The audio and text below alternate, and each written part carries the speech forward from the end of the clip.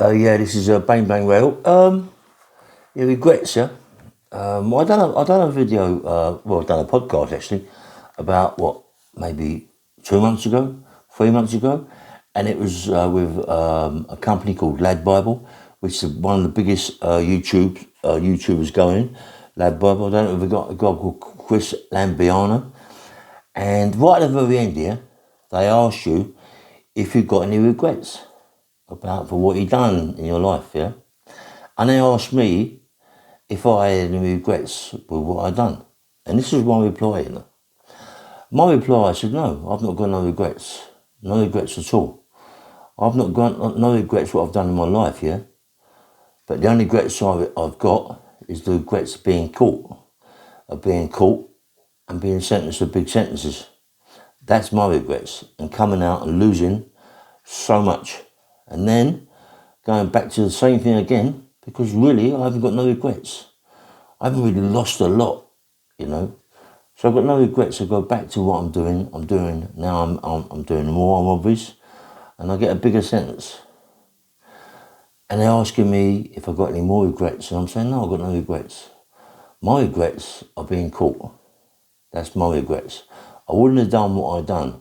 A lot of people on podcasts, on videos, they say that they got regrets, but they couldn't have regrets because they had regrets. They wouldn't do what they done in the first place or after. We're all hypocrites. What we say. I tell the truth about them sort of things. Yeah. One thing I tell the truth about is that yes, right at the very end. Yeah. Let's go to the very very end of it all. Yeah. Right to the very end when I got an IPP. Then I thought, I'm never going to get out. This is the end of it all. Then I had regrets. I had big regrets of what I'd done and been incarcerated for quite a long time, yeah. Put in prison for 10 years of a 2.5-year IPP sentence. Had to do all sorts of courses to be released on licence and then put into a hostel where the environment's mad. You know, it's mad. You're the only one in that hostel really who's doing an IPP. Everybody's running around up and down the stairs. Everybody's getting recalls, silly recalls. They're all going out doing bits of work on the hostel. Yeah, me, I'm putting my head down as low as I can. I don't want to get no recall. Then I'll get moved from the hostel, and I get my place. They give me a place. The place is not for me. So then I move. A friend of mine gives me a flat. Yeah. So then I moved to Harrow. Life's sad for me, yeah? Life is really sad for me because whilst I'm at Harrow, I lost my mum. I've already lost my dad. I've lost all my kids. All my kids have moved on. Don't really want to know their dad. I've lost my brothers, my sisters. I've got one sister now, Dinah. She stands by me as much as she can. I've got a brother that stands by me, Keith. He's as much as he can, but they've got their own lives to lead, yeah. I had my own life to lead, yeah, but I decided to choose the wrong path, yeah. I had no regrets. And let's talk about me being coming out of my borstal, doing 2 years odd months in Borstal, coming out, going to the market, fighting, doing bits of work, getting my YP, come out, doing bits of work, get nicked again, to go back with a big sentence, and then it starts. You go in prison. You meet lots of people in there that you've been away with before. They're all big. They're all growing up. They're all been doing big armed robberies. Yeah, all got plenty of money, but they got plenty of depositions. The debts are in potato sacks, massive great big debts, thousands of words they've got to go through. Yeah, maybe 100,000 words, maybe 200,000 words they've got to go through from the depositions, yeah, they're in trouble, yeah. They look like getting big sentences, but also I get a big sentence. Whilst I'm in my sentence, I come out, my dad dies. This man is my stepfather, but he's looked after us like real kids, like his real father. He's had us from an early age in my life. He's gone through such a lot with me as well. Don't forget, he's gone through all the pain of me being banged up. Then you got to understand, it's my mum, yeah? My old mum gave birth to me, yeah? I'm her son. It breaks her heart to know that I'm locked away and she can't see me. If she does, she comes and sees me for a short time. On a Sunday morning, she gets up really, really early. She cooks a dinner. By 6 o'clock, 7 o'clock, she takes it down to the Scrubs gate, where they take the dinner in with a big pudding, a big dinner, and a pint of beer. I come down, get my food, go up, all lovely. I'm all happy. This is lovely. You know what I mean? My mum is suffering deep down inside because her son. Don't forget, my mum's gone through a lot with me, being molested and bits and pieces like that, and armed robberies and all that. People smashed my front doors down, my mum's door down, and the money we lost, and this, that, and the other. She's gone through a lot, and I'm her boy. I'm the bad one of the family, but in the end, you become the best one of the family. Your mum's fighting for you all the time. She's always fighting for you. Solicitors, comes and visits you, cooks you dinners, everything. You're her favourite. Without a shadow of doubt, you're her favourite because all the time she gets out in the morning, she's thinking about you. She's looking for the letters that you wrote her, and she's looking for that love. Yeah, you're a boy, man. She's got 2 other boys, but you're a boy. You're a big boy. Maybe not the big boy. You're the second biggest, but you're a big boy, really. She's fought for you. She's fighting. She's always fighting for you. And you think that's a deterrent? That should be a deterrent. That and that alone should be a deterrent. That you just lost your dad. Your mum's all alone. Your mum's lost her son. She's lost her son. I remember coming home one time, not even telling my mum that I was coming home. And I'm walking up my road, big as an house, yeah. Fit, really fit. Walking up my road, and my dog, Girly, she's for some reason she escaped from the back garden. They must have a feeling, I don't know what it was, and she's running down the road. She's running down the road towards me. I didn't tell her I'm coming home. And she's all lovey-dovey, crying all around me, right? And then I walk up to my mum's house, I walk up to knock the door, and there's my mum, in tears, man. Crying. And me, I'm crying, because my mum, she's crying, she's really sobbing, you know what I mean? That she ain't seen me for a long, long time because she can't get to see me because I was on the Isle of Wight and really sat in the oven, I've been moved about and everything, and she can't see me. And she's lost me. I got lost in the system and she can't find me. And all of a sudden she sees her son later on, after X amount of time, 11, 12 years, I've just gone, mate. And she can't find me, but in the end I come to the door and look at the door and there she is. She's crying like a baby. Sobbing, man. Sobbing. My old mum. You know, how much I hurt her, you know what I mean?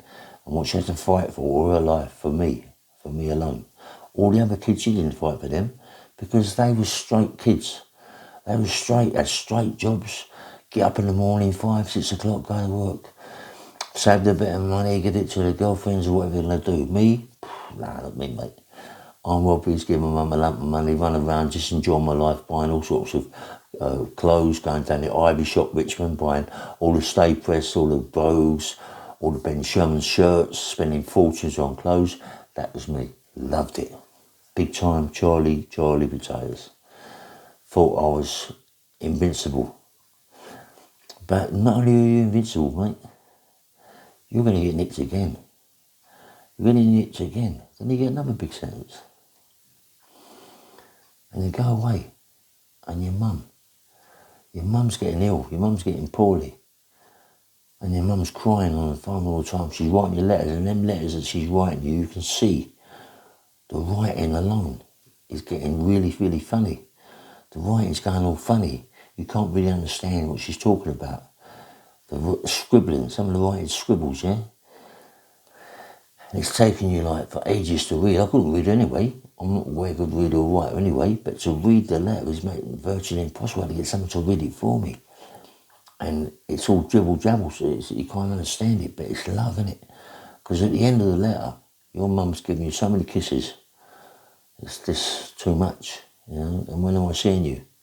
I want to see you. I want to come and see you. She can't come to the Isle of Wight or whatever it is. I want to come and see you. I must come and see you. I'm breaking my heart. It's killing me being away from you guys. You're my boy. You're my big boy. I've always had to fight for you all my life. You're my son. I want to see you. Now, deterrent. Should that be a deterrent? Should that be a big deterrent to you? That alone. Have you had enough? Have you had enough? It don't seem that way as if you have. You come out. You meet someone. You go to the clubs. You now become one of the big time Charlie Potatoes. You're massive. And you're working with a big, big company. You become a powerhouse, mate. People are petrified of you. People are petrified of you. People don't even know they don't even want to hear your name. That's how frightened they are. You're going to clubs. You're going to clubs out in the city. Well, you don't even have to pay a penny to get in. These bouncers on the door are shitting themselves that you're even coming through the place. You're walking down with 5, 6, 7-handed. A big company. They ain't stopping you, mate. They're petrified. Now all of a sudden you become a person. You become someone. You become someone now everyone's petrified of. And you're loving it. You're loving it. You're getting one bar, one car, you're getting 2 cars, you're getting 3 cars, you're getting 4 cars, big houses, buying this, doing that. Money's, there's no object to you. Lovely. Go and see your mum, give your mum some money, make sure she's okay. And that's it, man. And you're happy. You think, yes, you have a girl, you get a girl. You have a child, yes. And all of a sudden, crash. Everything goes up, down, upside down. Do you know why? Because you start this. You start shoveling the thing called cocaine. Your whole world changes. You now have changed. It's this mad. You're now thinking to myself, I'm invincible. No one can hurt me. I am the boss. I am the governor. No one can touch me. You're going to clubs, you're doing this, you're doing that. No one can touch you. You're working with the biggest company, one of the biggest companies in London. And you're looking after someone who's so important that you're with them 24/7. And you don't frighten no one. You ain't frightened of nothing. But it comes to a stage, yeah, where you're going too far in life. You're taking coke. But not only are you taking coke, you've got so much money. And things happen. Your whole world changes. People get nicked. You get nicked. Everything changes. They get put away. You get chucked out. You get nothing or no one. All you are is a bodyguard. You get out of it. You slip. But now your world's changing. Because you're no longer with them people. You've got to find another life. What you do? You get involved with a thing called crack cocaine. So now, not only are you on coke, you're on crack. And not only are you on crack, but you're taking steroids. You're taking some of the steroids. You're now 21, 22 stone. You're built like a powerhouse. People are petrified of you. You're massive. And all you're doing is going around bullying people, taking everything from them. If they're selling coke, you're taking it. If they're selling crack, you're taking it. If they're selling puff, you're taking it. You're taking everything. You don't care. You're just taking it. Who cares? I don't care. I am who I am. All of a sudden, you lose something in your life. You lose someone who's your mother, one of your children, your kids. but becomes the mother of of two of your children who you love so much, yeah? And you lose her because why? Because you become greedy. You become horrible. You become a pain in the butt, mate. You become someone that no one can live with but yourself. You're taking money off people, you're taking coke off people, you're taking crack off people, you're taking puff off people. You don't care.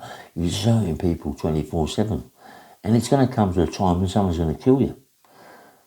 And what do? They come into my house. When my daddy wasn't there, she's around her mum's.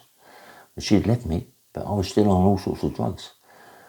They come into my place and they put 3 bullets into my flat. 4 bullets or 3 bullets into my dog. 1 upstairs to the bedroom, trying to find me. Thought I was there. My son was hiding in a place that I had, which was like a safe house inside a wardrobe. They couldn't get in there. They blew it. They were shooting everywhere, trying to kill anybody.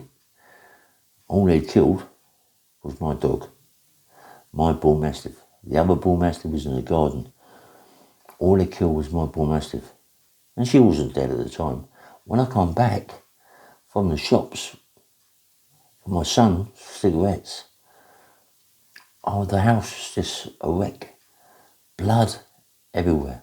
Bullet holes everywhere. My Jeep, I had a Laredo Jeep. My Jeep was like smashed to pieces. Windscreen blowing out, back screen blowing out, wheels blowing to pieces. And then I thought, my God, I got into my house quick. Blood all on the patio, all up the stairs, everywhere. As I run up towards to get to where my son might be, I could hear the dog whimpering. They shot my dog, but my dog was dying. Even though her tail was wagging, she was dying. I found my son was shouting out, Dad, get out, they're going to kill you. I got rid of my son, got my son out of the house. Yeah? And I couldn't believe it. I left a bag of money on my kitchen top, on one of my tops of my kitchen, left it on there.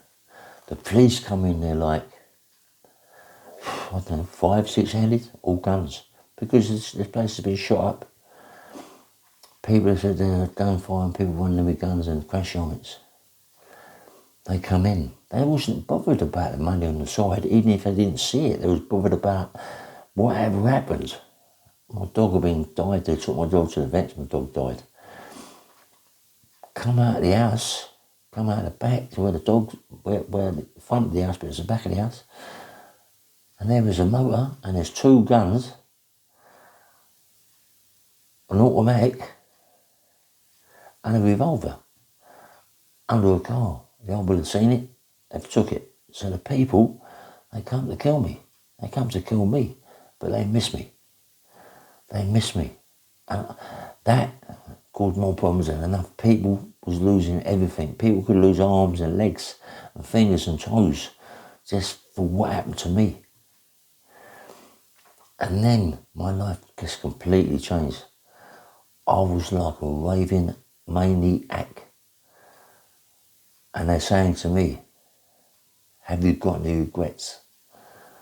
At that time, the only regrets I had is the people that shot my dog and the people that wanted to kill me, other people. I've been shot at so many times by my mother and father-in-law and everything. People have tried to kill me and I'm still around. I've been stabbed, everything, and I'm still around.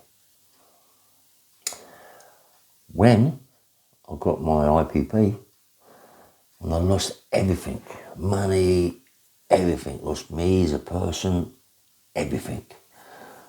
Went in prison, went in the scrubs, an IPP. But I was an IPP for doing car phone warehouse, for smashing the car phone warehouse to pieces, filling my lorry up with all sorts of phones, ramming all sorts of police officers out of the way, vans, police, everything going up in the air. Thought I could get away with it. I got grassed up. and got what you call an IPP. Whilst I was in prison, everything was going boss high for me. Not so much boss high, but met Pete Doherty, done the papers with Pete Doherty, other bits and pieces, yeah. Anyway,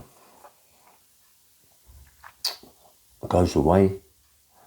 I've done 10 years out of my IPP. I come out and decided, no more. Enough is enough. My IPP, indefinite sentence. I don't want no more of this. I want out of it. I just want to get out of it, mate. Hostel, Harrow, and my mum died.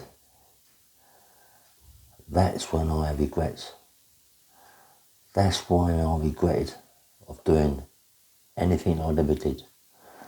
Because I'd lost so many years of my mum's life. And my mum has lost so many years of my life. Whilst I've been in prison and she's been outside and I haven't been out to see her. That's when I have my regrets of what I've done in my life. Those regrets was regrets that I could never bring back to life. And yes, I said that I had no regrets. Because if I had any regrets, I wouldn't have done what I'd done. The only regrets become later. When I'd done what I'd done. And it's the end. The IPP. And I'm saying to myself, Ray, what have you got, mate? I've lost everything. Family, mum, dad, all through prison sentences. All through me being big time child retailers, I thought. I've lost it all, man. But let me tell you something. It's all going to come back because my life is changing again. I'm writing a book. My book's going to be out very soon. Believe me, it's going to be out very soon. And it's got so much content in it you wouldn't believe. And out of my book, I want something, a film, a series. I want something out of it. It's that good. And then if my life's going to change again, I'm going to look after people that need looking after, mate. I'm going to look after people that need looking after. I'm going to change people's lives. This is what I've done, mate. This is the regret that I've had in my life. To lose everything I've ever had. Not to think about it. Just now at the very end of it, I'm thinking about what I've lost. Mum, dad, brothers, sisters, kids. My kids are now big. My kids haven't seen their dad. My kids haven't got a life, mate. I've got my daughter Jamie. I've got my son Jay, who nearly died. I've got my other son Ricky, who didn't know that I was his dad until later on in life. I've got my son, Sonny Michael, in Australia. I've got my daughter, Ruby Ray, all big kids. They don't even know their dad. They don't know their dad. I've got nothing to talk to them about because the only conversation I've got is prison and violence and robbery and meeting the people that I've met. That's all I've got. That's what all my podcasts are about. The life I've led. The people I've hurt.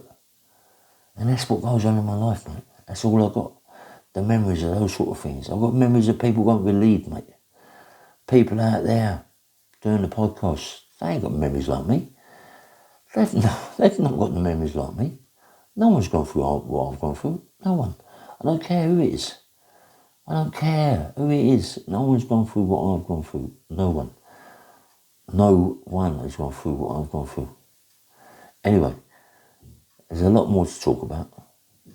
But this phone's now run out of charge, nearly. So this is Bang Bang Radio. Please press the like button and subscribe. And let's do a little bit more about this. It needs to be talked about, yeah? Nice one. Good night, yeah?